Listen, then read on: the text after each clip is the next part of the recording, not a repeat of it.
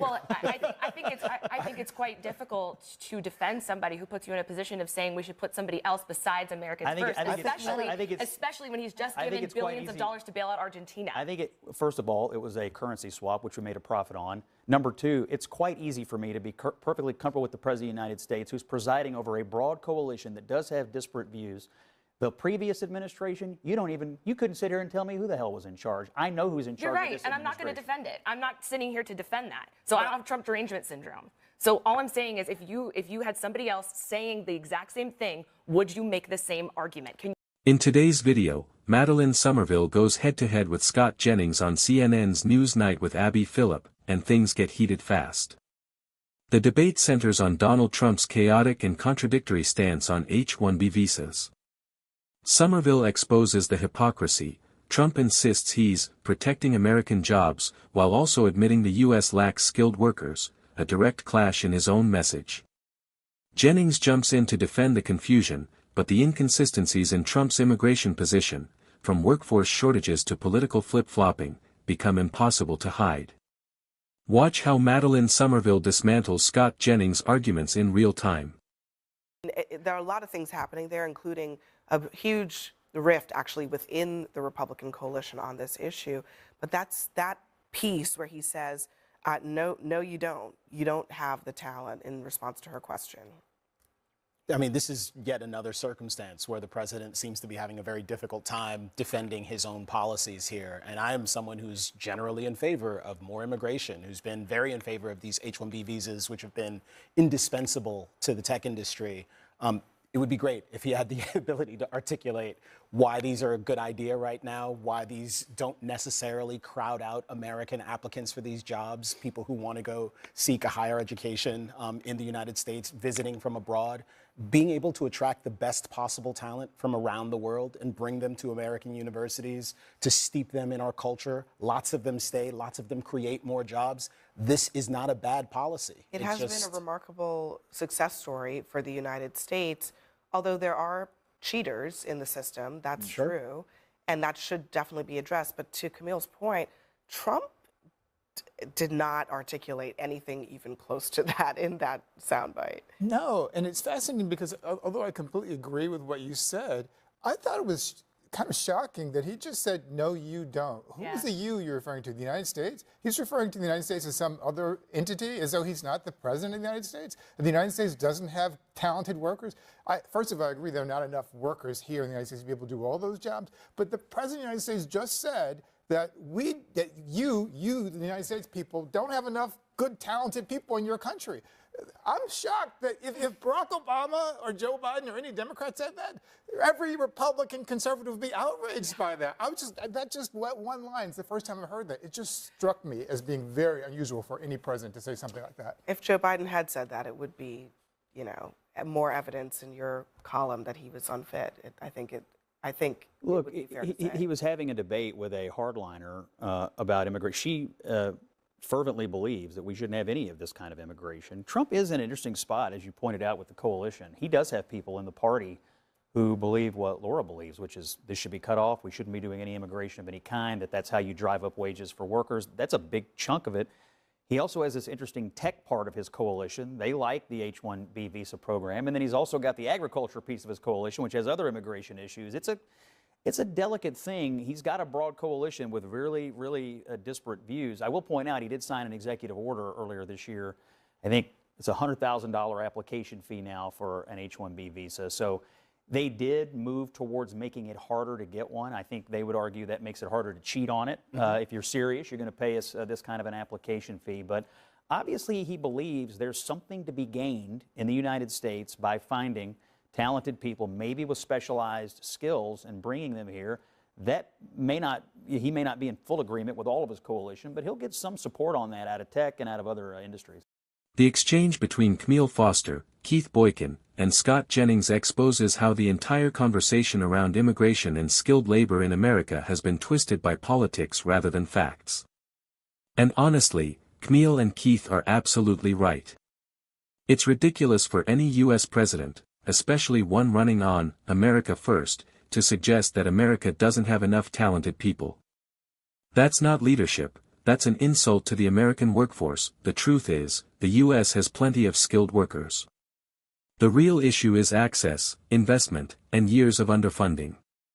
Trade schools, apprenticeships, and STEM programs have been neglected for decades. A 2023 National Skills Coalition report even shows that nearly half of U.S. employers can't find workers with the right skills, not because talent is lacking, but because America invests less in workforce training than other developed nations. Foster is also right about the importance of responsible immigration. The H-1B visa system, despite its flaws, has been a major engine of innovation. More than 40% of Fortune 500 companies were founded by immigrants or their children, proving that attracting global talent strengthens the U.S. economy, not weakens it. What's happening here is simple. Trump is trying to play both sides, appealing to anti-immigrant voters while still courting the tech industry. But as Camille and Keith highlight, you can't have it both ways. Either you invest in American workers and welcome skilled immigrants, or you're just using the immigration debate as a political performance. Let me ask you a question. If Trump would have said, no, we definitely need American workers, would you have just made the same argument? Well, I'm not necessarily making an argument. I'm just telling you the political dynamics in the Republican Party, which is that there's not broad agreement. Some people want it, some people want it throttled, and some people don't want it at all. And he's kind of presiding over all of this. He is in an interesting position because he's known broadly as an immigration hawk, but on this particular point, he is supported by a great many people who see the value in highly specialized, talented people being able to come here. Who are from other countries, not Americans. Yeah, so, I mean, that is a point that's been made to him, and he's obviously... I think that's one of the reasons that this is a rift, because Trump has sold his base on a pretty exclusionary immigration policy. Now he's trying to argue with them that actually we should let certain people in. That's why Laura Ingraham is pressing him like this. And he's not really even articulating, to Camille's point again, he's not really saying clearly what the policy ought to be. He's just saying we don't have talented people in the United States to do these jobs, which is not true. But, you know, I mean, it's also just a failure. Are you arguing that we shouldn't have H-1Bs? No, I'm just saying what he's saying, that we don't have talented people, is just on its face untrue, but there's a role for H-1Bs that he could argue for, but he didn't. I interpret it as him saying there's room for more talented people. He just didn't make the argument. When I was listening to it, and I listened to it carefully, I was interpreting his answer as, look, we have needs and room for the most talented people we can get. Now, it will be under the framework of his executive order, meaning you have to pay a pretty significant fee to get one, which I think they believe has controlled this to some degree. But my interpretation of it was, hey, if there are talented people that can come here, they want to be here, and they're not gaming the system, that's something we ought to look at. That's how I interpret it. He just said, no, you don't. And he said you'd have to get people out of the unemployment line here in order to get them into the jobs that are high-skilled jobs. That didn't sound like what you just said. No, he was obviously saying that if you have an unskilled worker, what you're saying and what Trump actually if there's an unskilled worker who's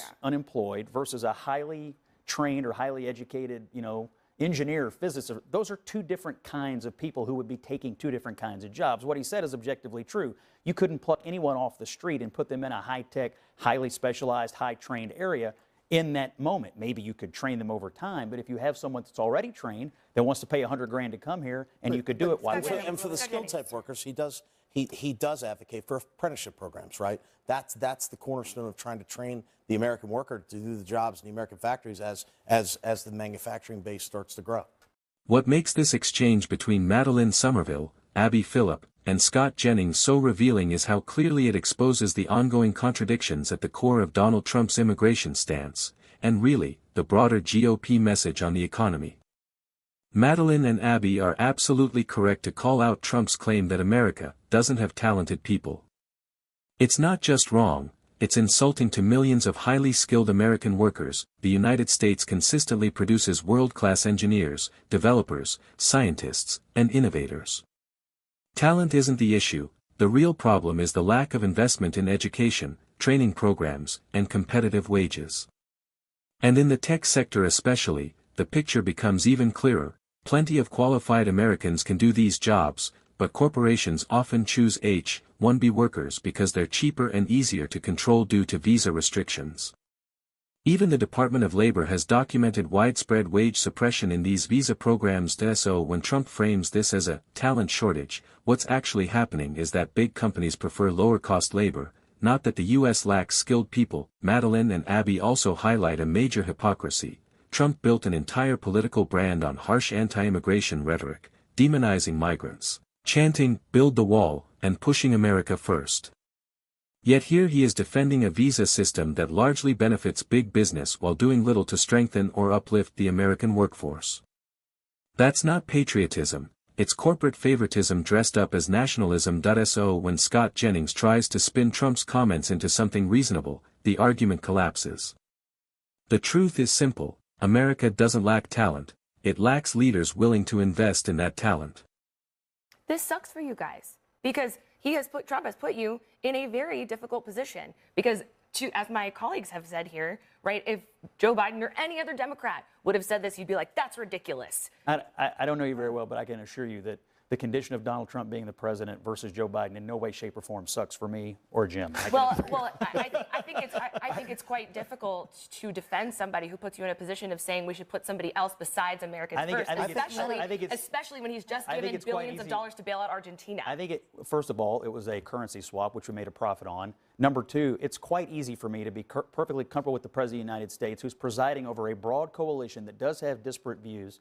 The previous administration, you couldn't sit here and tell me who the hell was in charge. I know who's in charge. You're right, of this and I'm not going to administration. defend it. I'm not sitting here to defend that. So I don't have Trump derangement syndrome. So all I'm saying is, if you had somebody else saying the exact same thing, would you make the same argument? Can you say that honestly? And can you be intellectually honest about that? Trump is in a difficult political position because his base is diversified here. Some hardliners, some moderates, and some people who want it more wide open. But they're all part of his coalition. He's trying to find a balance, but he's trying to do what's best for the United States. He clearly thinks there is some role for the H-1B program, but he has throttled it somewhat with this application fee. He's clearly listening to the SEC community. He's clearly listening to the manufacturing community. He's trying to strike that balance. Did he do it in an artful way in that particular interview? Not necessarily, but that doesn't put Scott and I in a bad position in terms of defending the policies. I think the policies are good policies. What is one dimension of it? So he's trying to find some middle ground. The policy is he has an H-1B program that has a hefty application fee, which means not just anybody can walk in here willy-nilly. You got to be serious. I thought it was America I first. think you should also make note. Are you against H-1Bs? That hefty application I'm America fee first. is also So you're against all immigration? No, of course not. And I'm not against H-1Bs either. What I'm against is pretending that you are somebody that you're not, pretending that you believe in something that you're not, trying to sell the American people on something and pretend like you were supporting it the entire time, and then putting you guys in a position to defend something that you definitely wouldn't defend if it were any other person. You said you're America first. I just don't think that they're mutually exclusive. You can be America first and also recognize that there may be times you could import talent from other countries that makes America stronger. We've done that for decades. Totally, but that's not Donald Trump's position. It's literally what he just said. Today. It's literally what he just said. I mean, I also think that this is not unique to H-1Bs. There are a lot of types of labor that immigrants actually do in this country that help the United States economy. And Trump doesn't seem, I guess maybe the home health workers and the hospital workers haven't gotten to him yet, but those immigrants. The exchange between Madeline Summerville, Abby Phillip, Scott Jennings, and Jim Schultz exposes the core hypocrisy buried inside Donald Trump's so-called America First message. And Madeline and Abby are absolutely right to call it out, because you simply cannot claim to put Americans first while depending on immigrant labor, overseas manufacturing, and foreign business deals that contradict every slogan you shout. Just look at Trump's own business history. Long before he entered politics, he outsourced the production of Trump-branded suits, ties, furniture, and accessories to countries like China, Mexico, and Bangladesh. Even the famous "Make America Great Again" hats were not entirely American-made. And despite his tough anti-immigration rhetoric, Trump's hotels and resorts, including Mar-a-Lago, repeatedly hired foreign seasonal workers, even when qualified Americans applied. That's not America first. That's personal profit package as patriotism. Abby's point about immigrant labor hits the mark. The U.S. economy relies on immigrants at every level, not just in tech and engineering, but in agriculture, health care, construction, home care, and food production. According to the Bureau of Labor Statistics, nearly 17% of the American workforce is foreign-born. Many essential sectors would literally collapse without immigrant workers. These aren't jobs Americans won't do, they are the jobs that keep the country running. Madeline and Abby make an important distinction: supporting smart immigration isn't abandoning American workers. Strengthening pathways for skilled and essential labor helps the entire economy and allows U.S. workers to thrive, not compete unfairly. Meanwhile, Trump's constantly shifting stance praising immigrant workers one moment, vilifying them the next reveals that this is not about consistent policy. It's about energizing his base, even if it means contradicting himself in the same sentence.